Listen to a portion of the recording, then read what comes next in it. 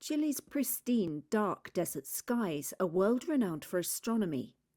But now the community says they're at risk of being outshone. Angel Otarola, an astronomer and atmospheric scientist, says the Paranal Observatory has relatively low light pollution of around 1%. What worries us is that industrial projects are coming closer to us. The distance usually protected us. But now, projects are approaching with a large installation of infrastructure and light they need to operate safely. And this will potentially begin to increase artificial light pollution. Chile is the world's largest copper producer and second largest lithium producer. Astronomers are worried that the expansion of mining and renewable energy projects in recent years may threaten the darkness of the skies, vital to their studies. Here's astronomer Itziar de Gregorio. Our telescopes are in Chile for the quality of the skies, right? So the quality of the sky is a natural heritage and a world heritage that must be taken care of. If not, in the future, these astronomical mega projects will have no reason to be located here, and we'll have to move to another place where they can find the conditions we need. Telescope operator Marcela Espinosa urges the government to fight light pollution. The Paranal Observatory is located on a mountain with one of the best skies in the world because of its atmospheric stability, low humidity, and higher quantity of clear nights throughout the year. The European Southern Observatory is currently building a $1.5 billion giant telescope at the nearby Cerro Armazones. The government has formed a committee to look for solutions to develop both astronomy and energy, according to the country's science minister. The U.S. Coast Guard discovered wreckage of an aircraft matching the description of the overdue Bering Air Flight 445 traveling from Unalakleet to Nome. Sadly, there does not appear to be any survivors. When the air crew located the wreckage, they lowered 2 rescue swimmers to investigate the scene. Those rescue swimmers are out on the ice. They were able to see inside the aircraft, and they saw 3 individuals who were unresponsive, without any signs of life. The remaining 7 people are believed to be on board, but due to the extent of the damage, the rest of the aircraft was inaccessible.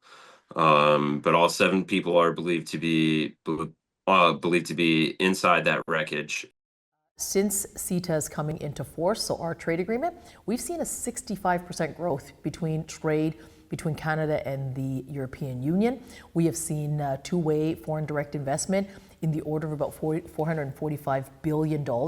And what we actually talked about was, what can we do better? What can we do more? Because trade agreements are one thing, and we have seen really great numbers, but what more can we be doing to help Canadian businesses enter into any of the 27 member states that's here in the European Union? What more can we do to do the same in Canada for European businesses? We are pleased that tariffs for now have been paused through the work between Prime Minister Trudeau and President Trump, and the work that Canada will continue to do to advocate against the tariffs will be what we are doing. Tariffs, as I say to my American friends, colleagues, trading partner, is that tariffs really make life more expensive for Americans at the grocery store, at the pumps, and that essentially they add up to a tax for Americans. FBI has turned over a list to the Justice Department of the FBI agents who worked on the January 6 rioters cases. Are you planning to fire the FBI agents who worked on those investigations? No, but I'll fire some of them because some of them were corrupt. I have no doubt about that. I got to know a lot about that business, that world. I got to know a lot about that world, and we had some corrupt agents, and those people are gone, or they will be gone, and it'll be done quickly and very surgically. In terms of tariffs, I mean, we're going to have tariffs, mostly reciprocal tariffs, where we go with, and I'm going to be probably meeting on that Monday or Tuesday, have an announcement, probably a news conference, but probably reciprocal tariffs where A country pays so much or charges us so much, and we do the same. So very reciprocal, because I think that's the only fair way to do it. That way, nobody's hurt. They charge us, we charge them. It's the same thing. And I seem to be going in that line as opposed to a flat fee tariff.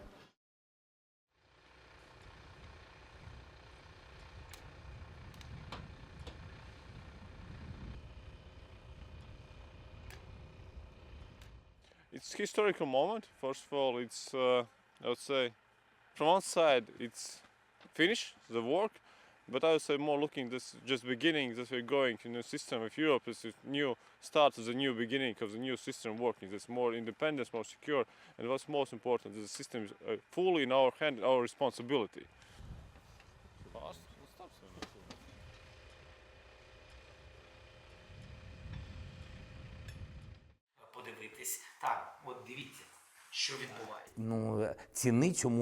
These deposits are priceless. It is huge amounts of money. Huge. That is why we need to protect it. So if we are talking about a deal, that's what the Americans want, then let's do a deal. We are only for it. Let's do the deal.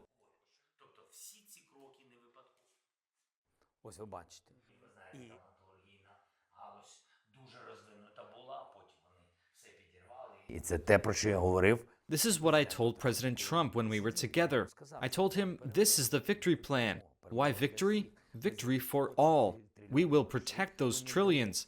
We will prevent Russia from mining the minerals which will later be used to produce technologies for the three countries of the axis of evil. The Americans helped the most, and therefore the Americans should earn the most. And in rebuilding Ukraine, they should have this priority, and they will. I would also like to talk about this with President Trump.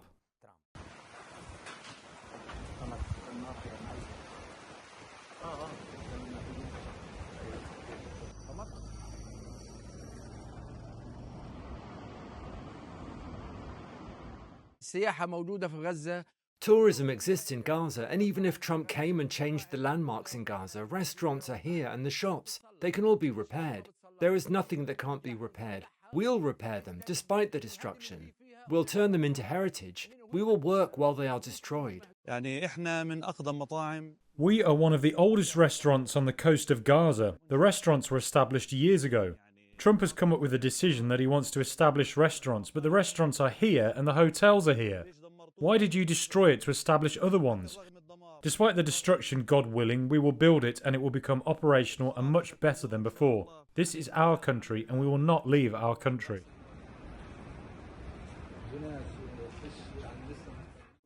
As principais informações. Hoje vai ser dia também daqueles aí nessa região em São Paulo, trânsito lento, então a gente pede também a paciência aí, né, de muitos motoristas, porque o acidente é gravíssimo.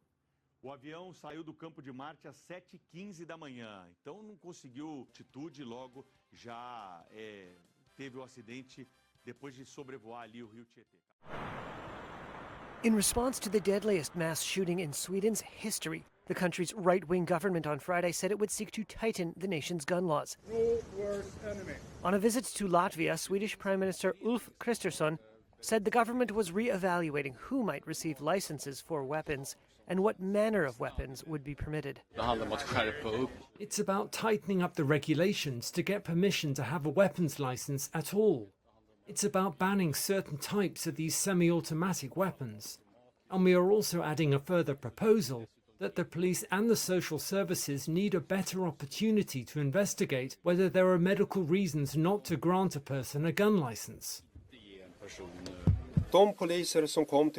Swedish police on Thursday said the suspect had a license for 4 guns, and 3 of them were found with him.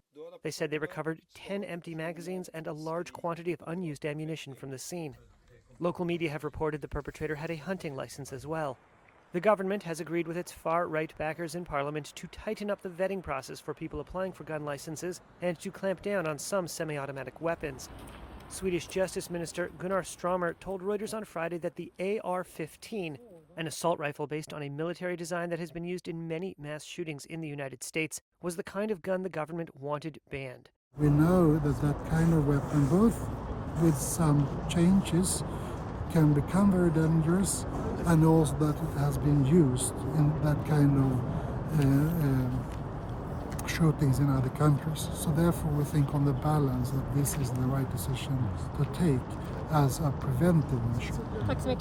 Police say they have found no evidence of an ideological motive so far.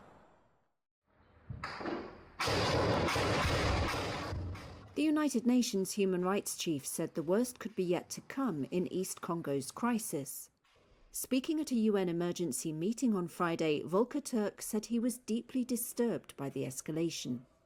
He warned that abuses including rape and sexual slavery may increase, and the conflict could spread beyond the country's borders. The UN meeting was called by Congo to investigate massive rights violations it blames on Rwandan-backed M23 rebels, who have taken the city of Goma since late January and are seizing more territory. Turk criticised Rwanda for the rights violations. Since January 26th, nearly 3,000 people have been killed and 2,880 injured. The real figures are likely much higher. Les chiffres réels sont probablement beaucoup plus élevés. In Goma on January 27th, 2 hospitals were bombed, killing and wounding many patients, including women and children. Plusieurs patients, y compris des femmes et des enfants. Je suis horrifié. I am horrified by the spread of sexual violence, which has been an appalling feature of this conflict for a long time. This is likely to worsen in the current circumstances. Il risque de s'aggraver dans les circonstances actuelles. Rwanda's envoy rejected allegations that it was responsible, saying it had proof of an intended major attack by its western neighbour. Congo has submitted a motion seeking the creation of a UN fact-finding mission, which would be due to provide a full report on Eastern Congo abuses by September 2025. While the Council has no legally binding power, its debates carry political weight. Investigations mandated by the Council can sometimes lead to prosecutions for war crimes in international courts.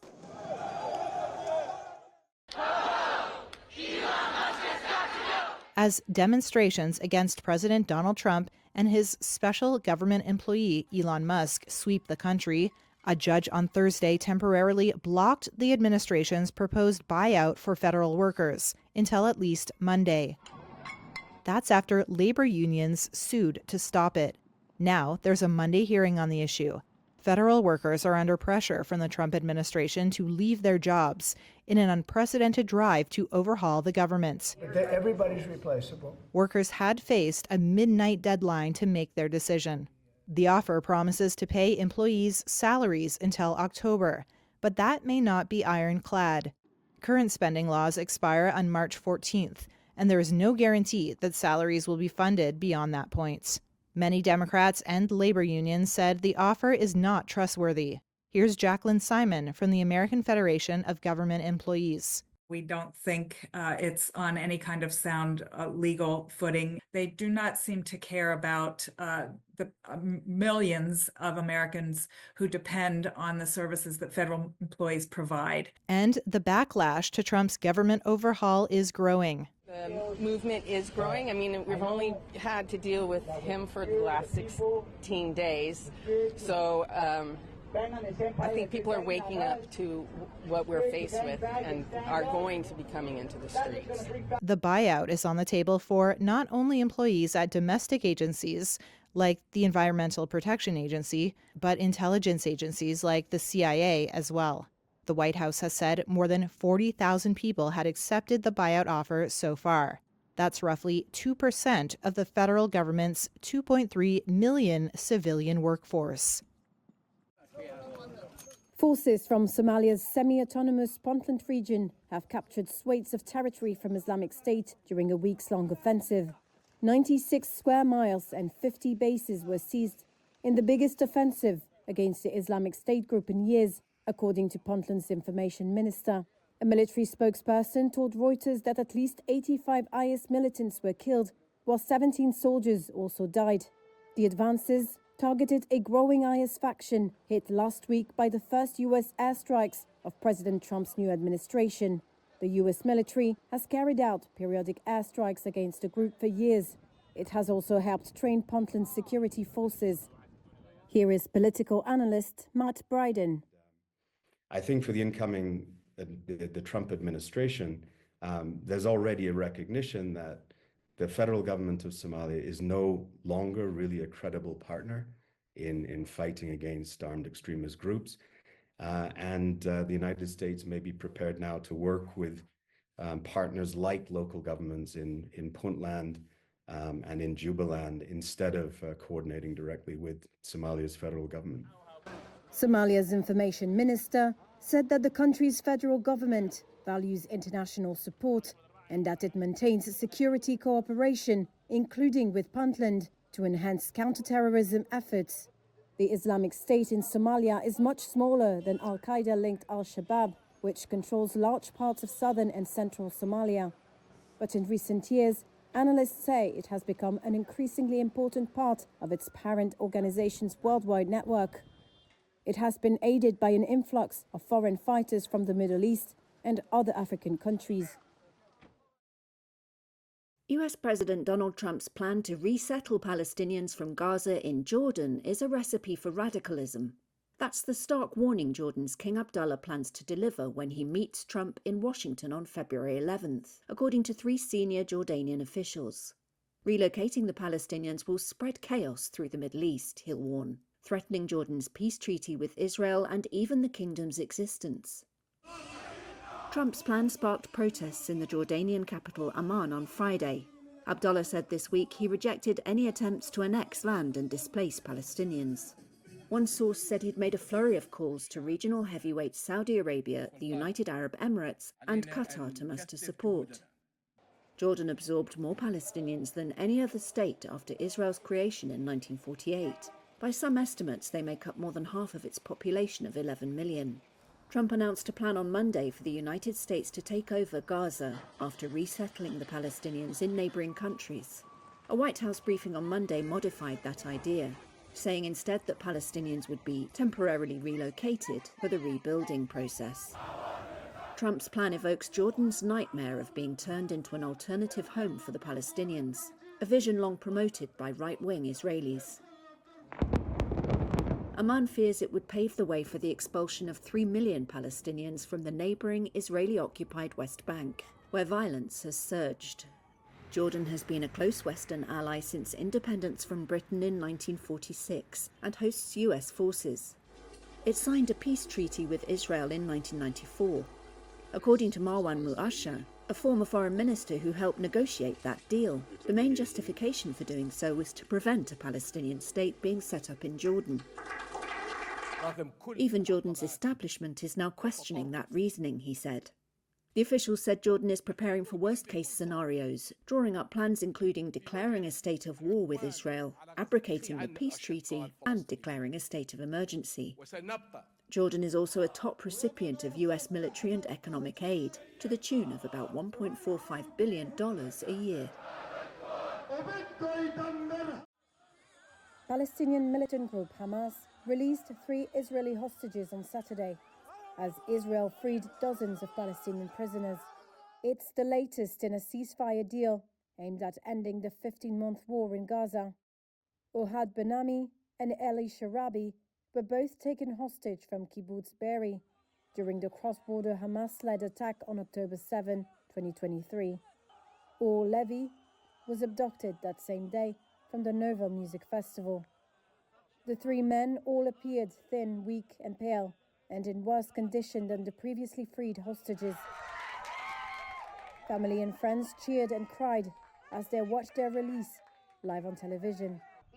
Their relatives spoke of their pain of seeing them in that condition. He doesn't look like himself. He looks like he suffered a lot for such a long time, not being at home. And it was very difficult for me to see him like that, very, very hard. Dozens of Hamas militants were deployed in central Gaza as it handed hostages over to the International Committee of the Red Cross. The hostages were then driven in ICRC cars to Israeli forces and into Israel, where they were reunited with family members. Israeli Prime Minister Benjamin Netanyahu said the sight of the frail hostages was shocking and would be addressed. In exchange for the hostages' release, Israel said it was freeing 183 Palestinian prisoners, as well as 111 detained in Gaza during the war. Cheering crowds greeted the buses as they arrived in Gaza. 6 people released in the West Bank were in poor health and taken to hospitals, according to Palestinian medics. The first phase of the ceasefire has largely held since it took effect on January 19. However, fears have grown that the deal might collapse before all 76 remaining hostages held by Hamas are freed. Concerns intensified after US President Donald Trump's surprise call to develop Gaza into, quote, the Riviera of the Middle East. Arab states and Palestinian groups have rejected Trump's proposal, while Netanyahu welcomed his intervention. Negotiations on the second phase began this week, aimed at returning the remaining hostages and agreeing a full withdrawal of Israeli troops from Gaza in preparation for a final end to the war.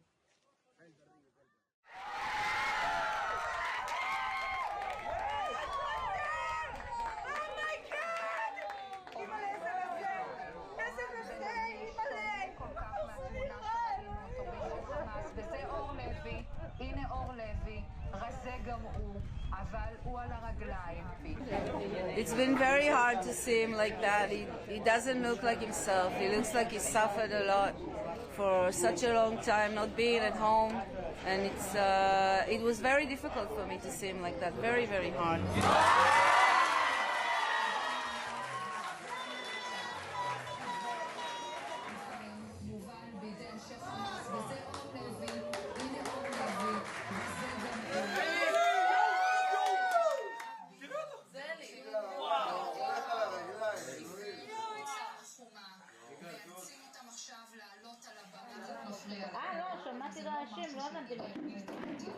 החמאסניק הזה מאפשר, אומר לרכבים.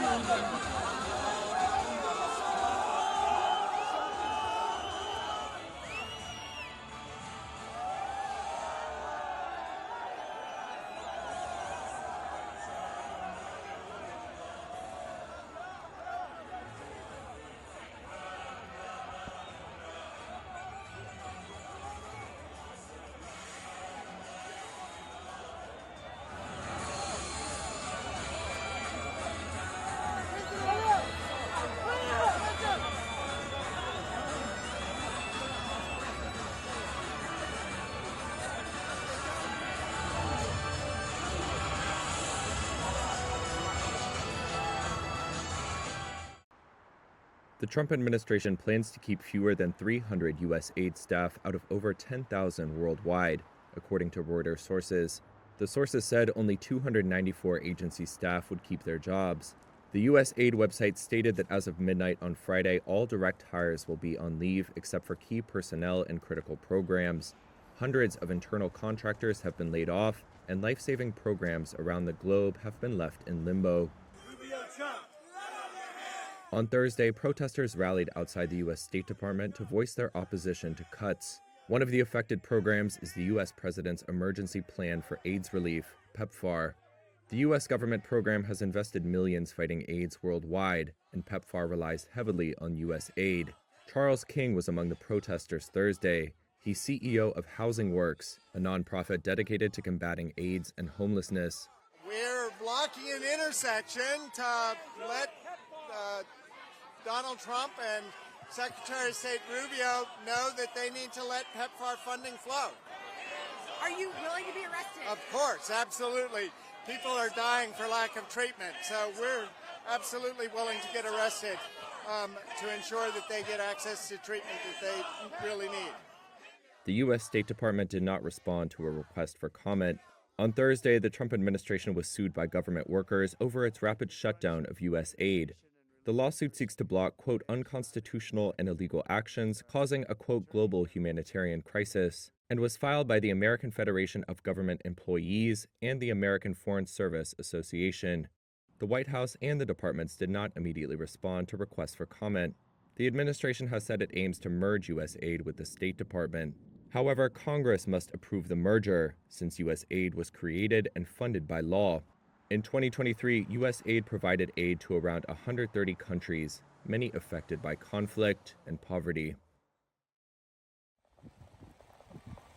Despite heavy wind, rains and fears of expulsion, Gazans said on Thursday they were more determined than ever to stay put.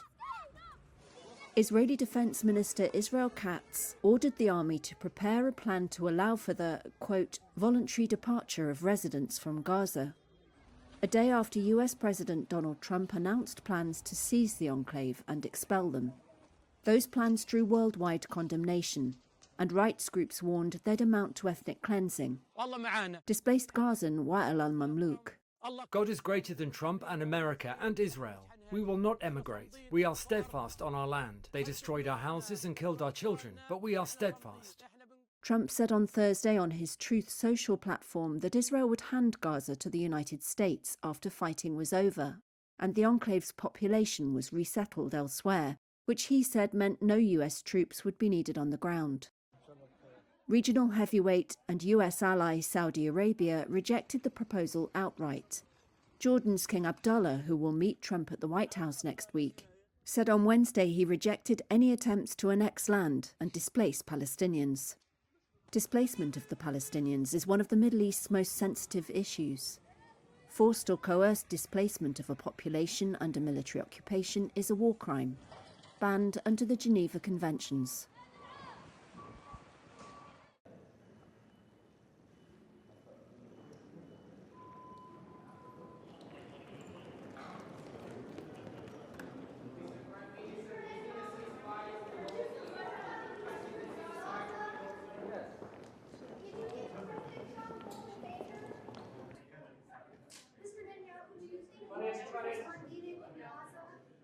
Are we in? We're in. No.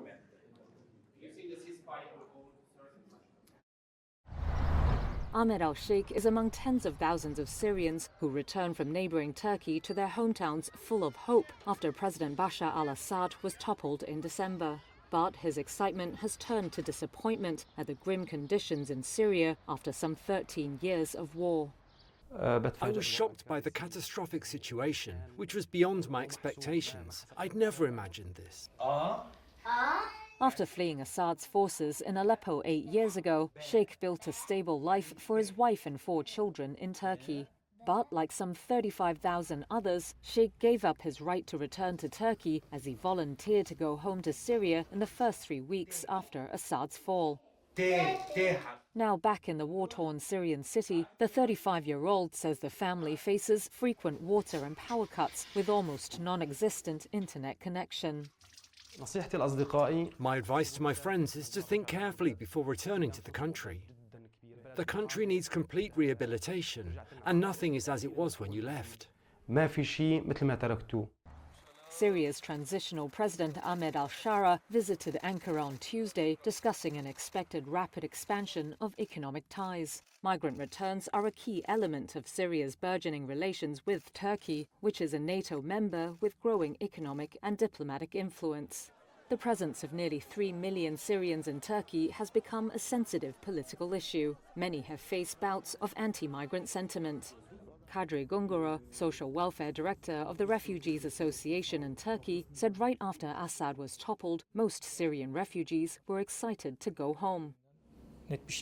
They spoke of it with joy, he said, but that sentiment declined gradually, with a lack of education and health services also posing a problem. To tackle the difficult situation, Turkey rolled out a scheme at the end of last year to help Syrians better plan their return home. It allows the heads of Syrian migrant families to visit Syria 3 times in the first half of this year, according to an Interior Ministry document. For Sheikh, he's missed out on this option.